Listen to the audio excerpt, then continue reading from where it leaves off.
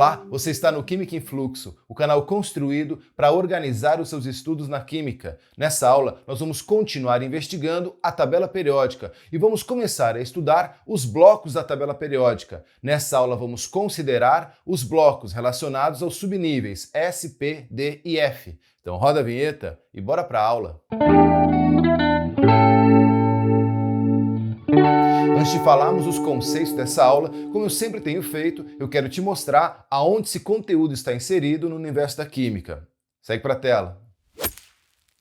Você já sabe que a química está dividida em três grandes ramos: a química geral, a química analítica e a química orgânica.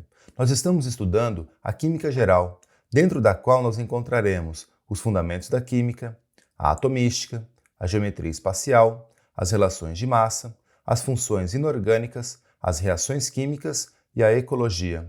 Nós estamos estudando a atomística. Num total de 60 aulas, nós estamos na aula 18. Estamos investigando as características da eletrosfera. Em aulas anteriores, nós já vimos os cientistas importantes, os orbitais, e estamos estudando agora a distribuição eletrônica no diagrama de Linus-Pauling. Dentro desse assunto, em aulas anteriores, nós já vimos os fundamentos da distribuição eletrônica, os números quânticos, e estamos estudando agora a tabela periódica. Em aulas futuras, veremos a formação de íons e dentro da formação de íons, veremos as ligações químicas. Dentro do assunto tabela periódica, nós já vimos na aula anterior os aspectos históricos e nessa aula vamos começar a investigar os aspectos gerais da tabela periódica. Dentro desse assunto, nós teremos a estrutura moderna da tabela, a determinação de período e família, as propriedades periódicas, as propriedades aperiódicas e as características dos elementos químicos. Dentro da estrutura moderna da tabela, nós veremos um conceito geral e os blocos. Dentro dos blocos, nós teremos os blocos da tabela periódica, considerando os subníveis de energia S, P, D e F, os blocos considerando as propriedades dos elementos metálicos, não metálicos, gases nobres e hidrogênio, e os blocos considerando os elementos que são cisurânicos e transurânicos. E o que está em destaque é o caminho da nossa aula. Legal, agora que você já sabe aonde esse conteúdo está inserido no universo da química, nós já podemos falar da organização da tabela periódica em blocos, considerando os subníveis S, P, D e F. Segue aí. Eu já deixei aqui na tela a estrutura daquilo que a gente já estudou em aulas anteriores. Nessa aula, nós vamos começar a investigar os aspectos gerais da tabela periódica. E dentro desse assunto, nós veremos a estrutura moderna da tabela, a determinação do período e família dos elementos, as propriedades periódicas, as propriedades aperiódicas e as características dos elementos químicos. Vamos focar nossa atenção nessa aula na estrutura moderna da tabela. E vamos começar por um conceito geral. A tabela periódica moderna tem os elementos colocados em ordem crescente de número atômico, dispostos em 18 colunas chamadas de grupos ou famílias e 7 linhas horizontais chamadas de períodos. A tabela periódica pode ser analisada e dividida de diversas formas, separando os elementos em blocos que representam propriedades dos elementos. Agora que você já conhece o conceito geral de tabela periódica, vamos investigar os blocos da tabela periódica. Nós teremos os blocos considerando os subníveis de energia S, P, D e F, considerando as propriedades dos elementos metálicos, não metálicos, gases nobres e hidrogênio, e teremos os blocos considerando os elementos que são cisurânicos e transurânicos. Nessa aula, vamos investigar os blocos considerando os subníveis de energia S, P, D e F. Eu vou colocar aqui a estrutura da tabela periódica para que a gente possa analisar alguns detalhes. A primeira coluna da tabela periódica são os elementos do grupo 1, ou também chamados grupo 1A. Os elementos da segunda coluna são os elementos do grupo 2, ou elementos do grupo 2A. Depois, nós teremos duas séries, a série dos lantanídeos e a série dos actinídeos. Em seguida, nós teremos os elementos do grupo 3, os elementos do grupo 4, os elementos do grupo 5, os elementos do grupo 6, os elementos do grupo 7, os elementos do grupo 8, os elementos do grupo 9, os elementos do grupo 10, os elementos do grupo 11 e os elementos do grupo 12. Em seguida, nós teremos os elementos do grupo 13, também chamados de elementos do grupo 3A.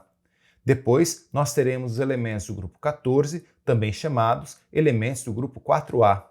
Em seguida, nós teremos os elementos do grupo 15, também chamados de elementos do grupo 5A. Em seguida, nós teremos os elementos do grupo 16, também chamados de elementos do grupo 6A. Em seguida, nós teremos os elementos do grupo 17, também chamados de elementos do grupo 7A. E, por fim, nós teremos os elementos do grupo 18, também chamados de elementos do grupo 8A.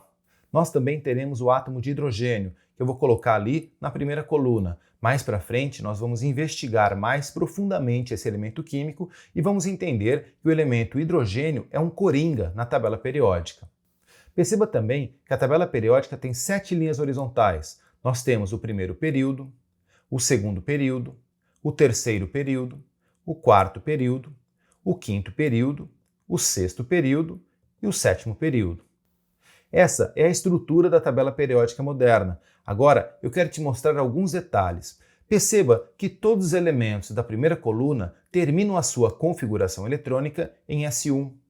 Todos os elementos da segunda coluna terminam a sua configuração eletrônica em S2. Vamos lá para o grupo 13. Todos os elementos do grupo 13 terminam a sua configuração eletrônica em P1. Todos os elementos do grupo 14 terminam a sua configuração eletrônica em P2. Todos os elementos do grupo 15 terminam a sua configuração eletrônica em P3. Todos os elementos do grupo 16 terminam a sua configuração eletrônica em P4. Todos os elementos do grupo 17 terminam a sua configuração eletrônica em P5.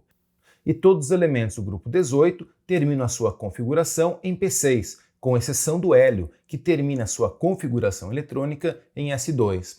Vamos agora para a coluna 3. Todos os elementos do grupo 3 terminam a sua configuração eletrônica em D1. Todos os elementos do grupo 4 terminam a sua configuração eletrônica em D2. Todos os elementos do grupo 5 terminam a sua configuração eletrônica em D3. Todos os elementos do grupo 6 terminam a sua configuração eletrônica em D4. Todos os elementos do grupo 7 terminam a sua configuração eletrônica em D5. Todos os elementos do grupo 8 terminam a sua configuração eletrônica em D6. Todos os elementos do grupo 9 terminam a sua configuração eletrônica em D7. Todos os elementos do grupo 10 terminam a sua configuração eletrônica em D8. Todos os elementos do grupo 11 terminam a sua configuração eletrônica em D9. E todos os elementos do grupo 12 terminam a sua configuração eletrônica em D10.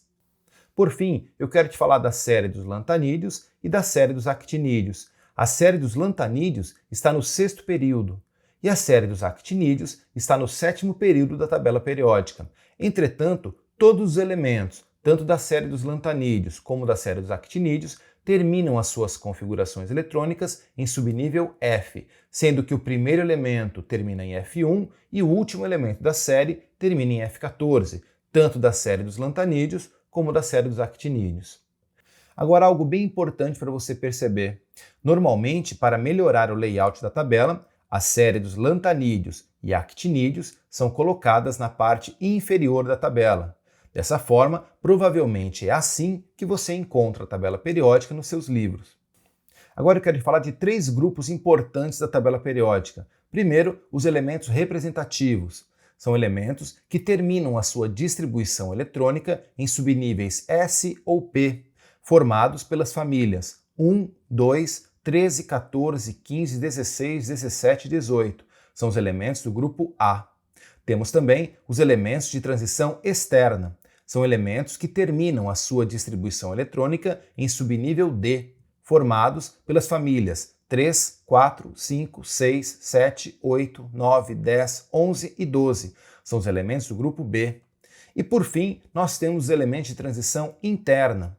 São elementos que terminam a sua distribuição eletrônica em subnível F, ou seja, a série dos lantanídeos e a série dos actinídeos.